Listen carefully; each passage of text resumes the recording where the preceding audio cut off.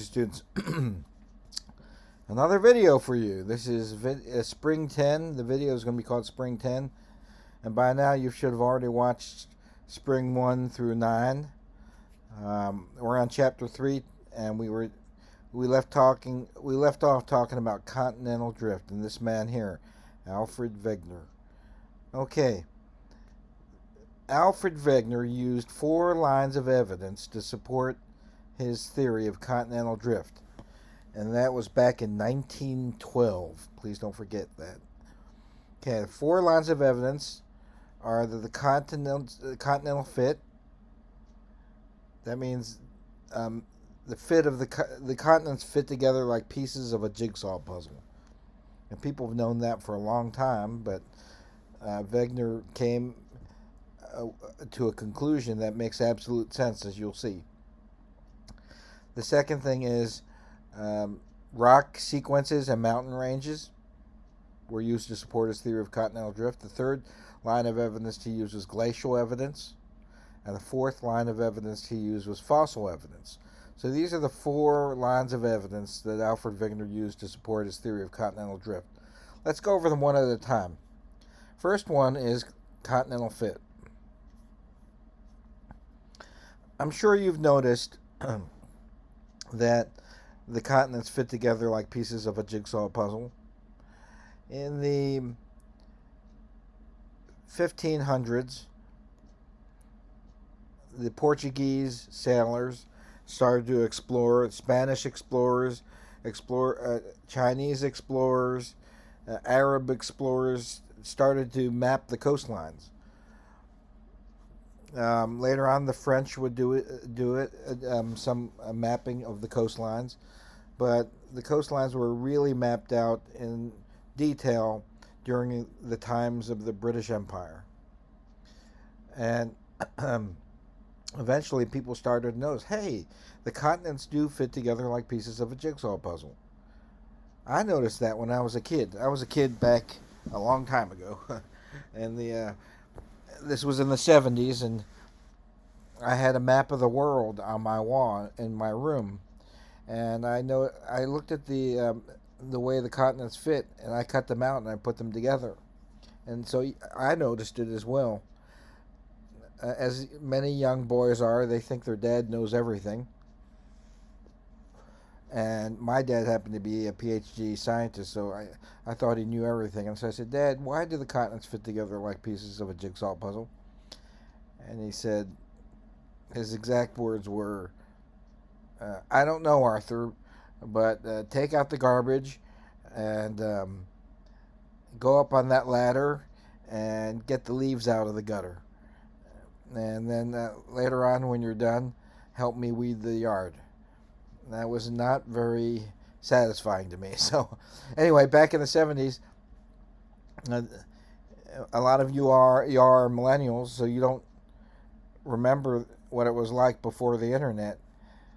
How did we, back in the 70s, figure things out? We couldn't Google it back then. I'm sure you've heard your older folks tell you how that we used to have to go to the library.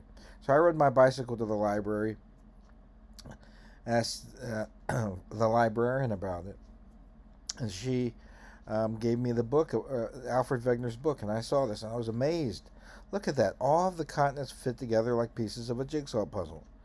And Alfred Wegener gave this a name. Let me show you. The name you need to remember is Pangea. Pangaea. And this is his actual picture here.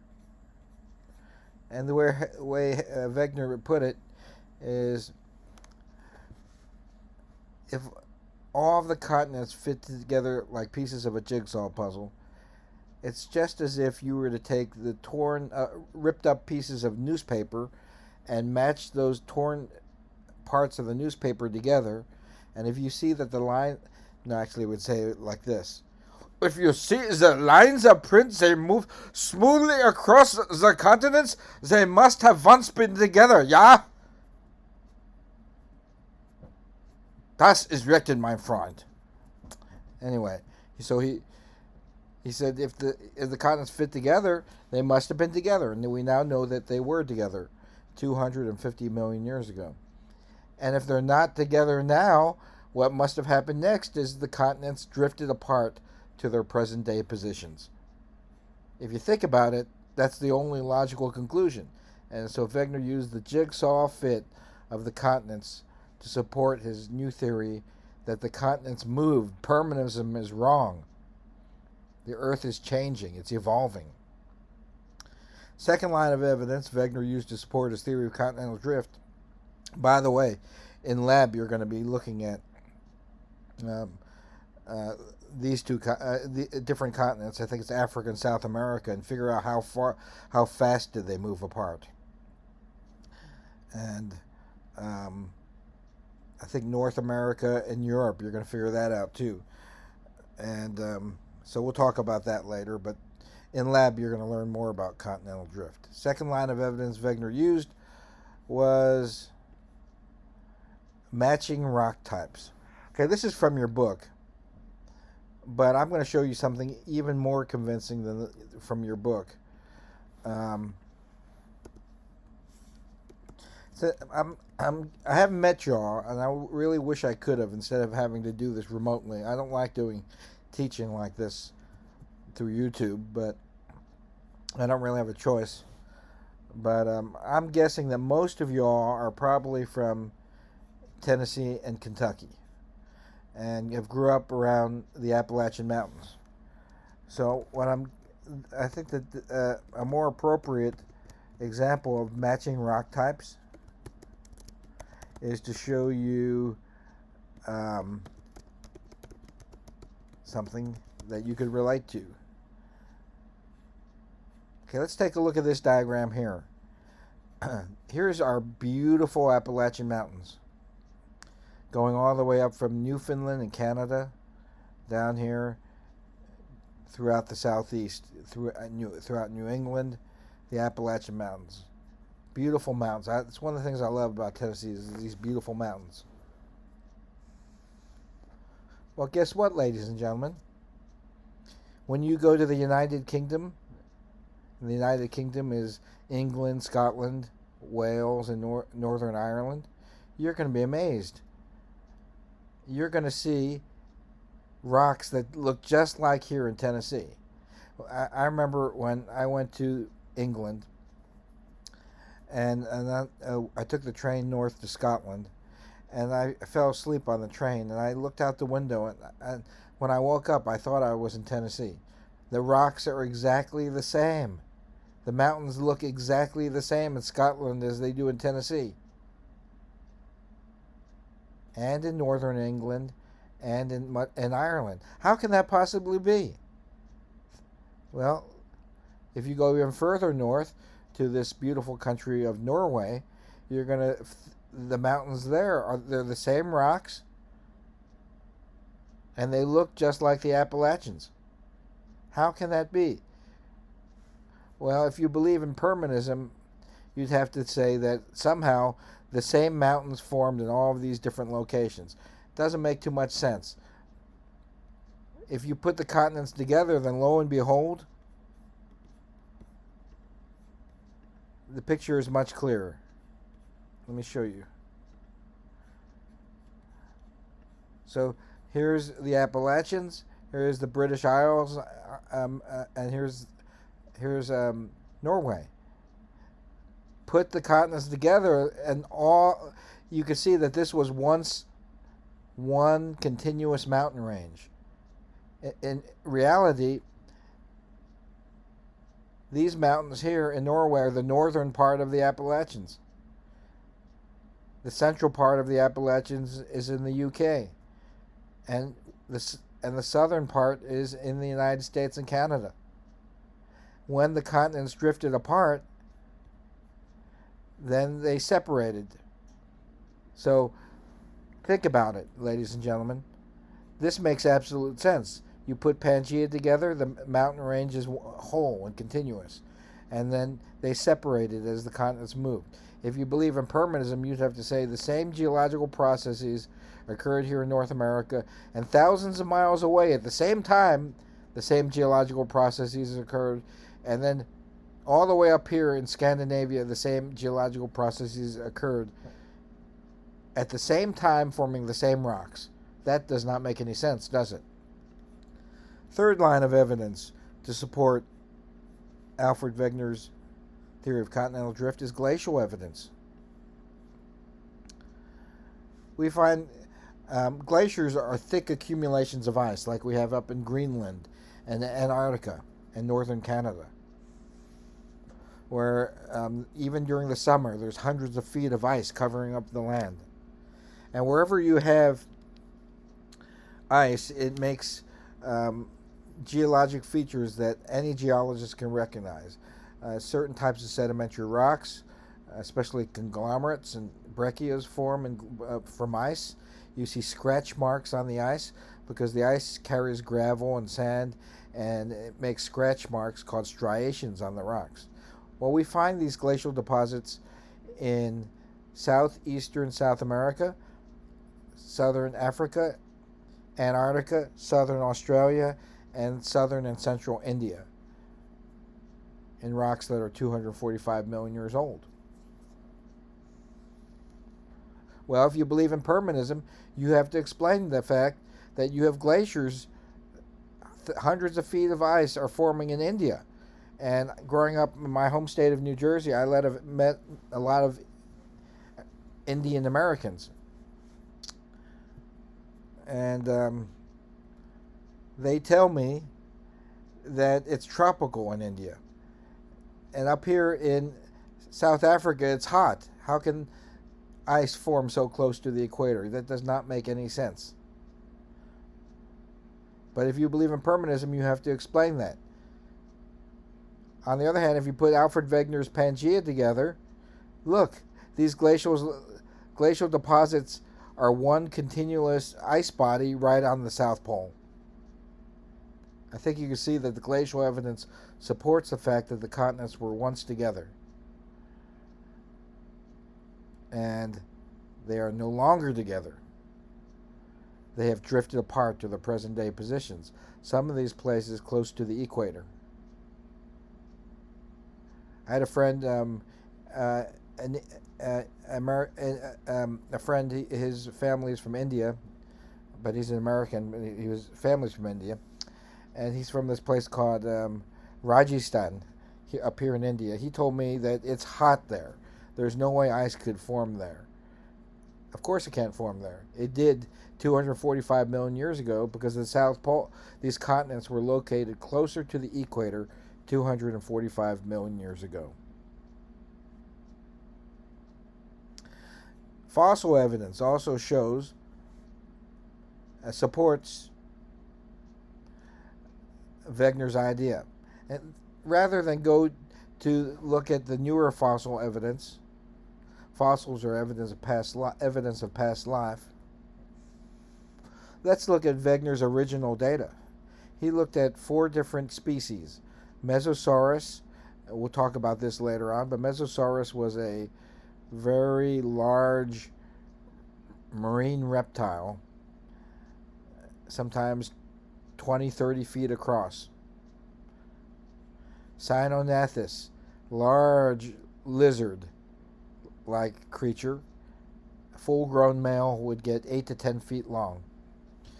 And it walked on 4 legs. Very slow walker. Lystrosaurus, another large reptile. Full-grown male would be about 8 to 10 feet long. Walked very slow on 4 legs. And then he looked at a 4th type of species called Glossopteris.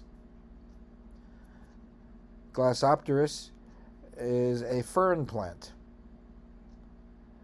And ferns, you see them in Tennessee, they live in tropical weather. Well, he looked at fossil evidence found around the world, and he knows that Glossopteris is found at these different locations. Well, if you believe in permanism, you have to explain the fact that you have plants that could not possibly survive in the Antarctic area, and they were surviving 245 million years ago in the ice. Doesn't make any sense. Plus, later on, we're going to be studying ferns. Ferns reproduce by using spores instead of seeds, so that the wind blows spores into the air, and a new fern plant cannot grow far from an old fern plant. They only go as far as the wind can carry them. So, if you believe in permanism, somehow these fern plants cross the South Atlantic for thousands of miles. That doesn't make any sense. Or they crossed over from India to Antarctica. We're talking about thousands of miles. Doesn't make any sense. Put the continents together, lo and behold, it does make sense. The fern plants exist in one continuous region, and the spores did not travel thousands of miles. The wind blew them a couple feet over, a couple feet over, a couple feet over, until they eventually reached all of these different places. That makes more sense. Or, if you prefer, look at Cynognathes, this large, ponderous reptile. Walked on four legs. It's called a quadruped, animal that walks on four legs. Maybe it could walk 2 or 3 miles an hour. How do you explain the fact that Cynognathes is found here in South America and in Central Africa, when Africa and South America are separated by thousands of miles of ocean? If you believe in permanism, you have to explain that. So if you read these old 1940s and 1950s, 30s textbooks, before most scientists subscribed to plate tectonics, they had these ludicrous ideas as to how these large reptiles cross the South Atlantic. And it's really humorous if you look at them. You have these pictures of a male Cynognathes, and it grabs onto a log, and it drifted thousands of miles and landed in Africa. And then the female Cynognathes grabbed onto another piece of debris, and then she also drifted across the South Atlantic, somehow survived without food on that voyage, and started a colony in Africa. That doesn't make any sense. In fact, the male Cynognathes did not drift across the South Atlantic to meet a female Cynognathes who also drifted across. He simply moved over 10 feet over and met her, because the continents were connected together. And the ranges of these creatures make absolute sense when you put the continents together. So I think you can see that Wegener's idea of continental drift makes absolute sense. And it created a firestorm of controversy. Scientists are the most conservative people that you will ever meet. They don't, when a new idea comes out, they don't just embrace it. Imagine you are someone who lived at the turn of the century, and your whole life you've been teaching your students that permanism is true, and that the Earth is 6,000 years old, and the continents haven't moved, and Earth's features are permanent. And all of a sudden somebody comes around and tells you everything you've been teaching your students is wrong. You're not just going to accept that. So the scientific community did not accept Wegener's ideas, but for good reason, because the evidence was not there yet. Wegener's mechanism for how the continents moved did not make any sense. What Wegener suggested is that the continents were made of stronger rocks than the ocean floor, and the continents plowed their way through the sea floor and moved to their present-day positions. That makes absolutely no sense, because the rocks on the continents are not harder than the sea floor. And also, there's no evidence that that occurred, because if the continents plowed their way through the sea floor, you should see a track of broken rubble and debris marking the path that the continents took.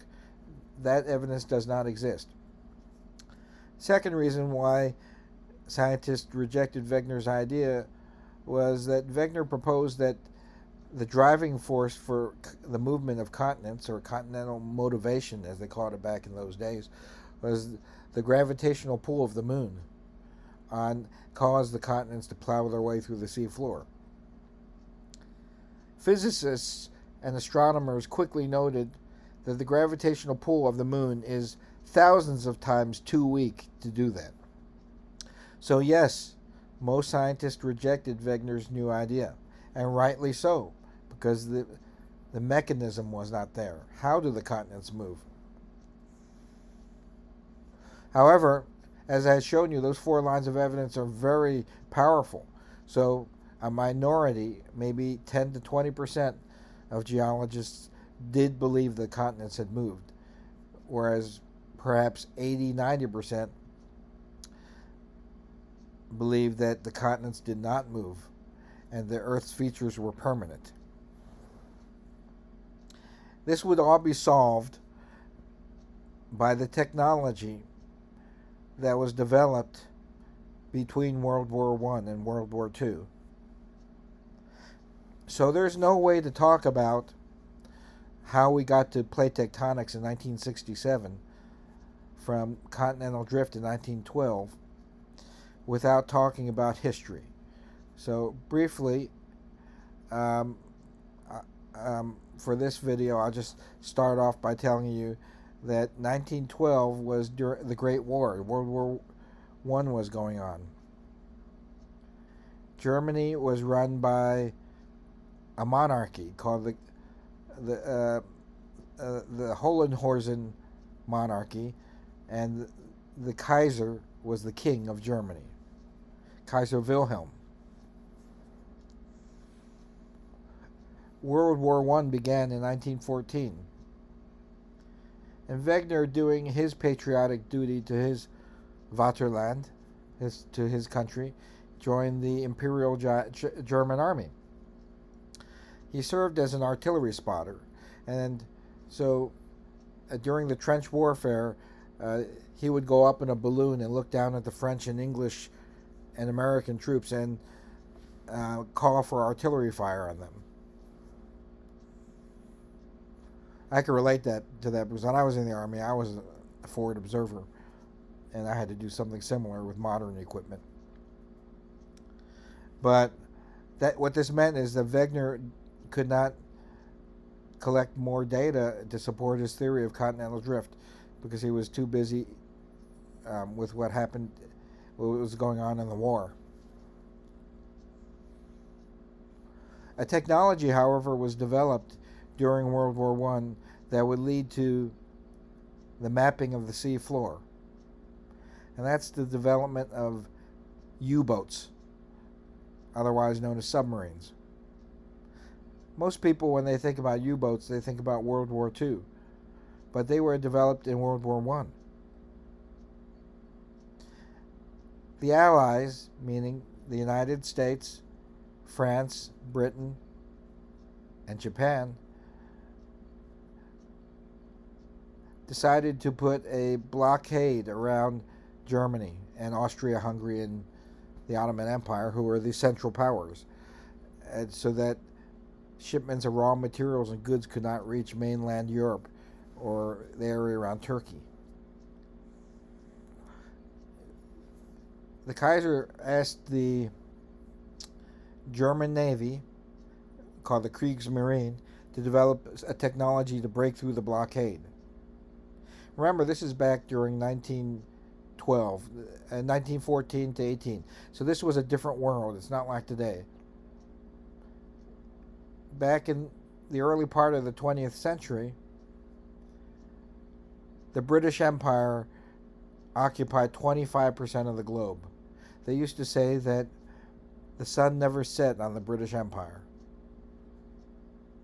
So the Royal Navy commanded the oceans of the world. They were much bigger than even our Navy. And the Germans could never break through with battleships and cruisers and destroyers and dreadnoughts and all the surface ships of the time. There was no way to defeat the Royal Navy. So the Germans developed a new type of ship called the U-boat to go deep underwater and go underneath the British surface ships to get their needed supplies. In order for U-boats to navigate to the open seas, they needed to have maps of the bottom of the sea floor. And in order to do that, they developed something called the echo sounder. And what an echo sounder is a ship.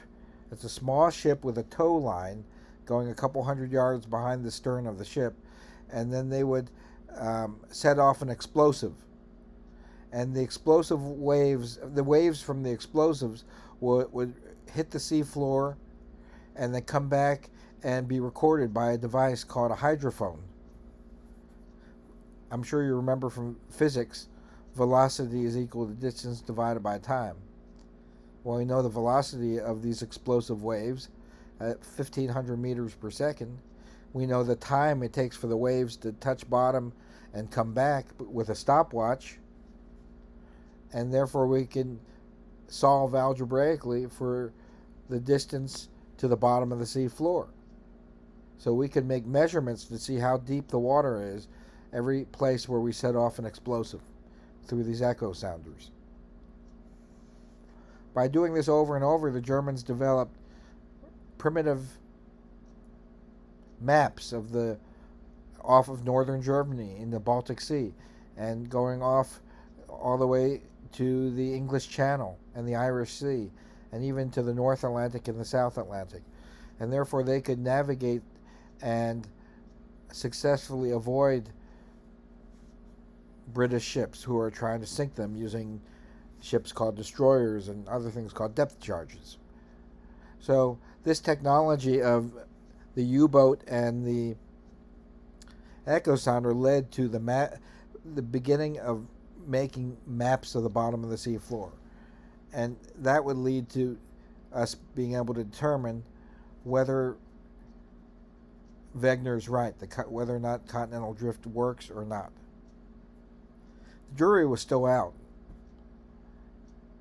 In 1918, the Central Powers were defeated.